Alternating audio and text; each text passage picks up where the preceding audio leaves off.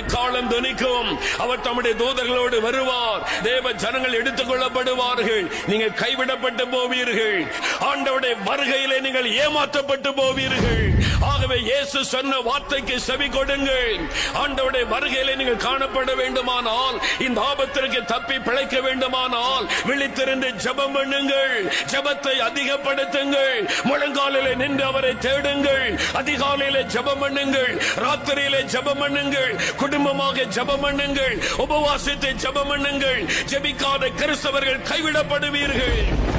எத்தனை லட்சத்தை நீங்கள் ஊழியத்திற்கு கொடுத்தாலும் நீங்கள் ஜெபிக்காவிட்டால் வருகையிலே காணப்படவே முடியாது. எத்தனை கோடிகளை ஊழியத்திற்கு அள்ளி கொடுத்தாலும் நீங்கள் முழங்கால் படிட்டு ஜெபிக்காமல், நீங்கள் வேதம் வாசித்து ஜெபிக்காதபடி ஆண்டவருடைய வருகையிலே காணப்படவே முடியாது. கிறிஸ்தவனை ஏமாந்து போகாதே, மனம் திரும்பு.